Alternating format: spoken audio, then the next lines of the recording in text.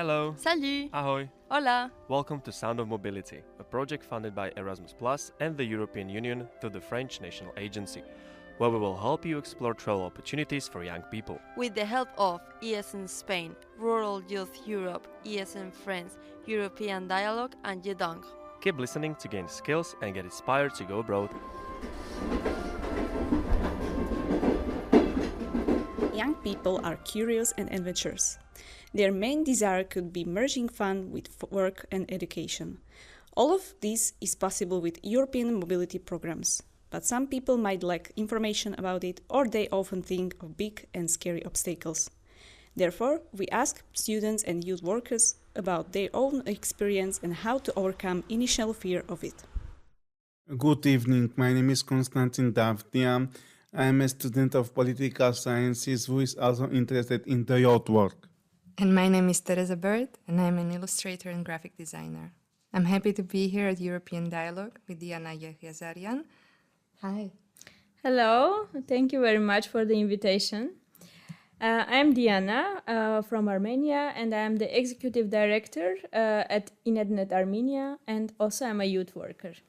What is your experience with young people's interest in mobility programs? I'm very happy that these days still in Armenia, young people are very, very interested in mobilities and especially a well-known Erasmus Plus project. However, we have some difficulties and challenges, of course.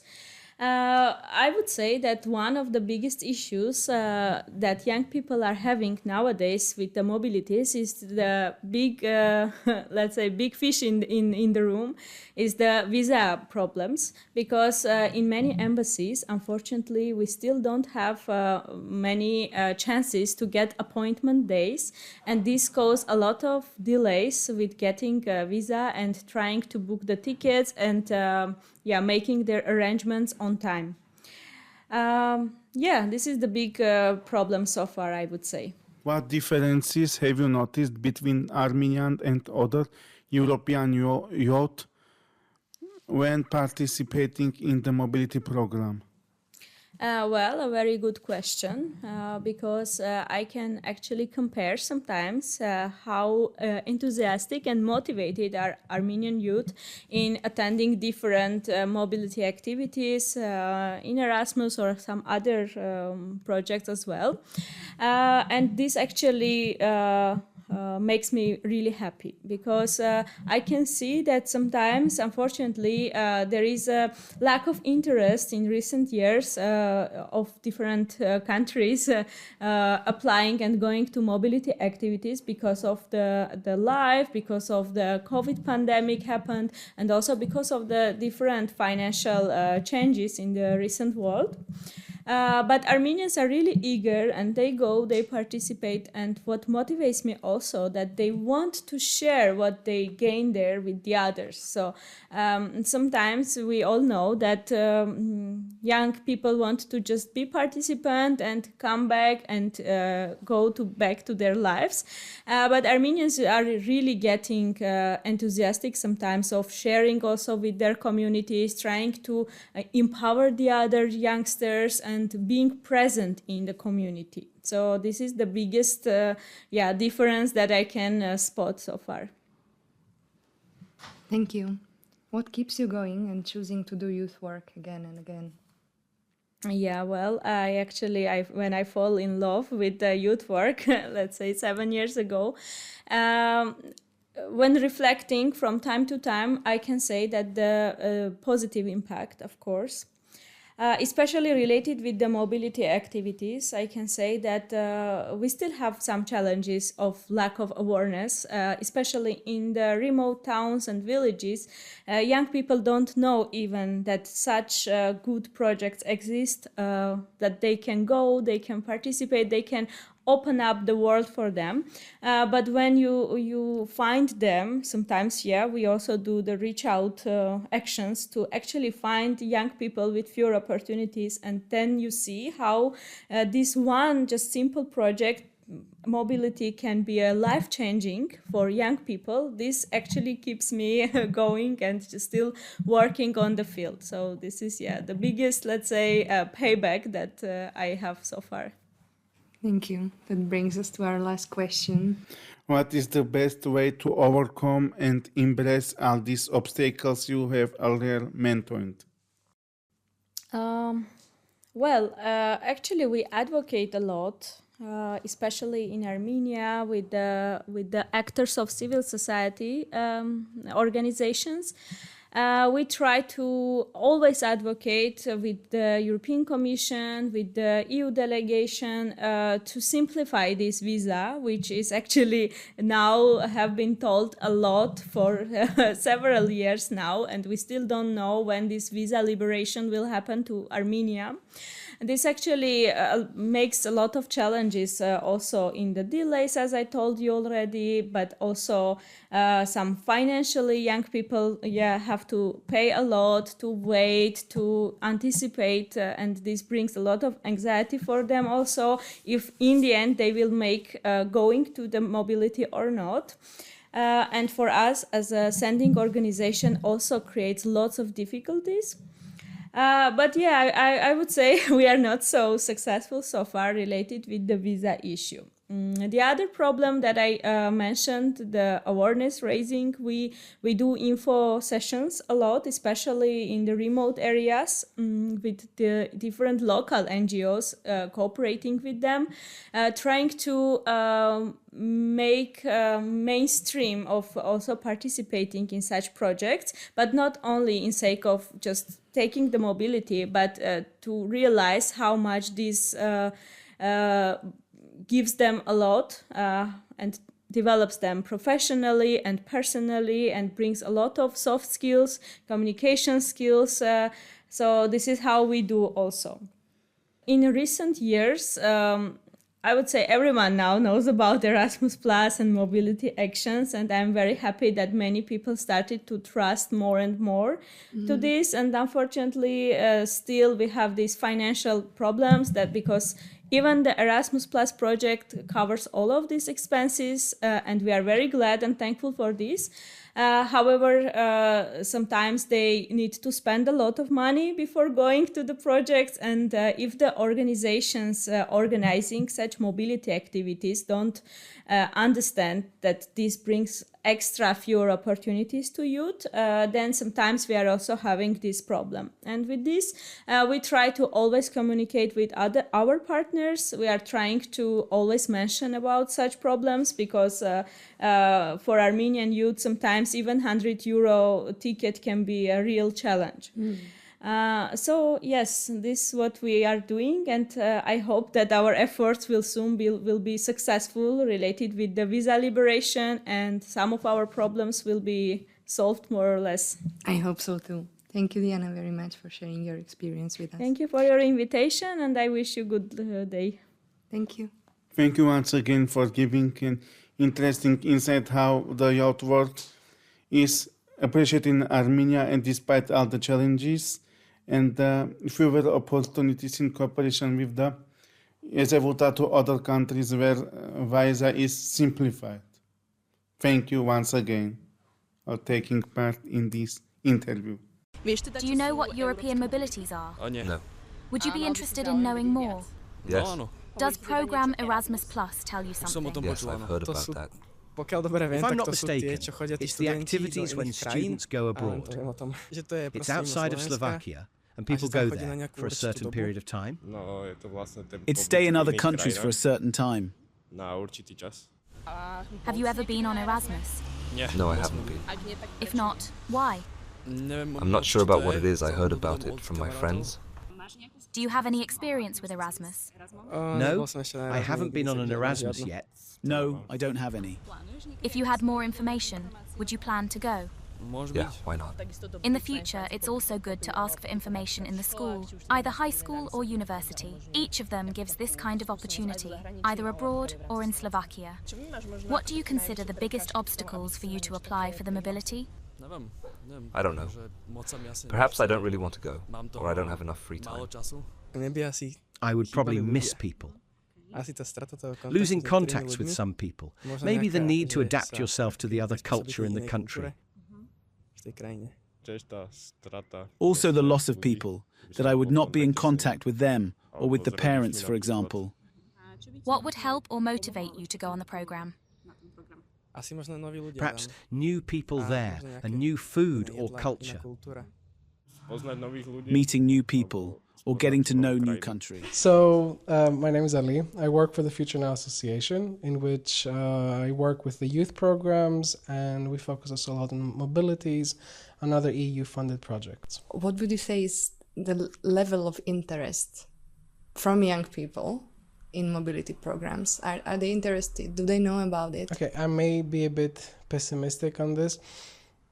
It used to be that they were very interested about it when mobility programs were possibly the only way that youth could actually travel around Europe, and they didn't have that many chances in school or in their work. But however, I've been noticing this trend that they have kind of decreased. Their willingness to travel has decreased. They are usually saving up their days to go to something that's more exotic, perhaps, rather than just focus on the mobility. I'm noticing this trend. I don't want to sound like completely pessimistic, but I know it from my work when we have to find participants. I hear more and more organizations that I used to work with in the past, and now they don't want to even join because they say we cannot find participants. So I've noticed that in some cases, and in other cases I noticed that there's a lot of participants that are willing to go, usually from countries where they don't have that many opportunities. I don't know what's the issue with the trend. I think it's the fact that there are a lot of more options for traveling without having to commit to, let's say, the educational part. There are so many Flixbus routes and trains and cheap flights. And this used to be the main incentive and, motivation for young people to join mobilities.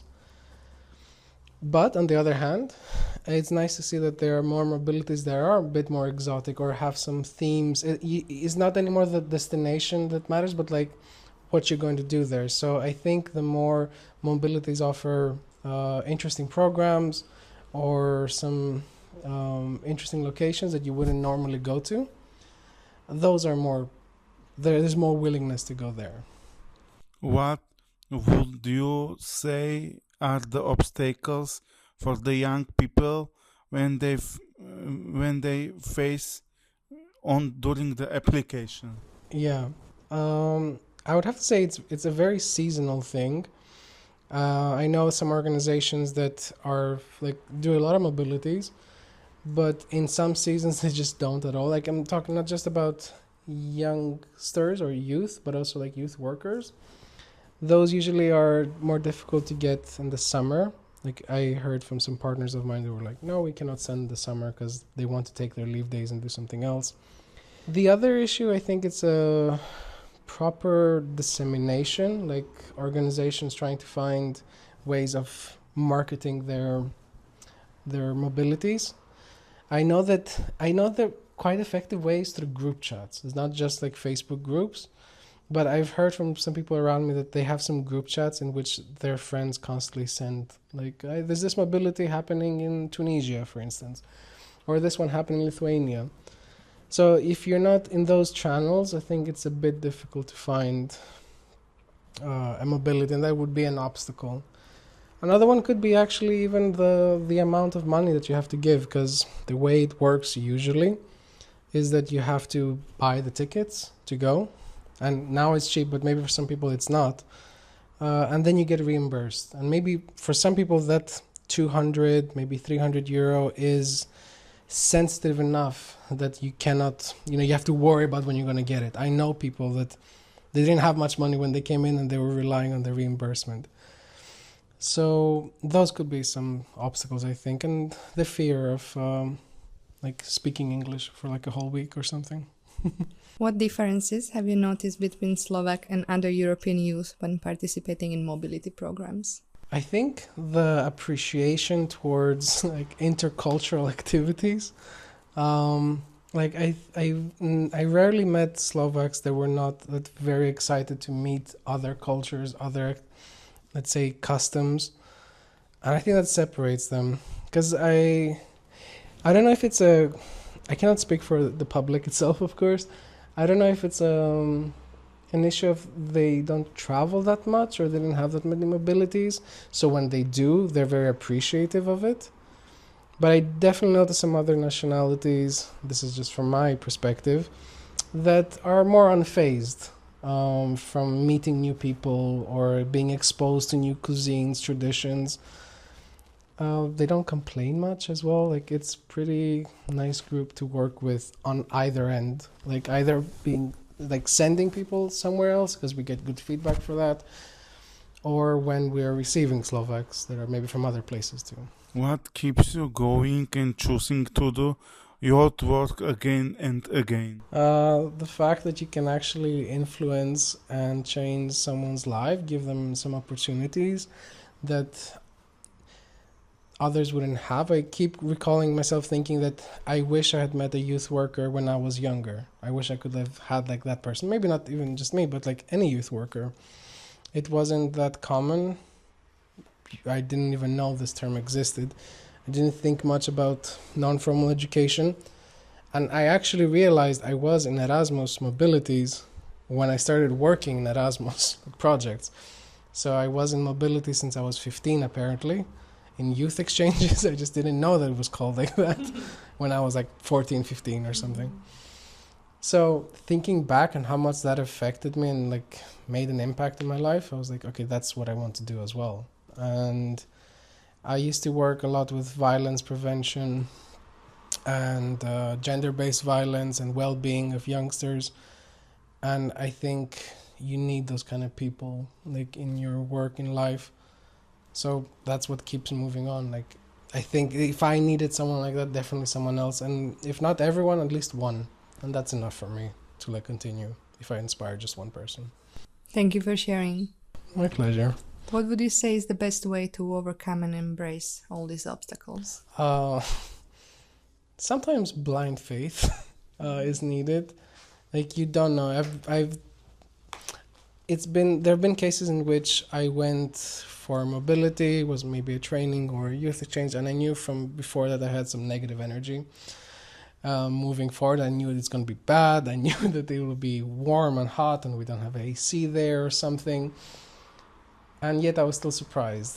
In the end, like after the second day, I was like, oh, okay, maybe it's not that bad, you know? You're still... Like, I was in the middle of Spain doing some bird watching at some point, and I knew that I'm going to not like it from the beginning, but then I was surprised. So at some point I was like, okay, let me just experience it. So I put faith, I don't know, hope, actually. I'm not religious in that sense, but I put hope and like, okay, it turned out to be so like an open embrace and some blind hope sometimes takes you a long way. These were the answers of students and youth workers. We know it could be quite scary to pack your things and go and learn some new things. But we have all been there, and you should be there as well. Don't fear it, embrace it. Apply to the mobility program today. Thank you for listening. We believe you enjoyed the episode. So make sure you subscribe. Here's a taste of our next adventure. The goal of this episode is to try to understand the gap between mobility opportunities and accessibility. What does international mobility mean for young people with disabilities? For me, moving to Brussels has been truly transformative, to be honest, because it gave me the opportunity for the first time to experience having personal assistance. Are you ready to host disabled people? And then always there, sorry, our facilities unfortunately are not accessible for wheelchair users. We are glad that you're traveling with us. Have a nice trip with Son of Mobility. Disclaimer. Views and opinions expressed are however those of the authors only and do not necessarily reflect those of the European Union or the European Education and Culture Executive Agency. Neither the European Union nor the European Education and Culture Executive Agency can be held responsible for them.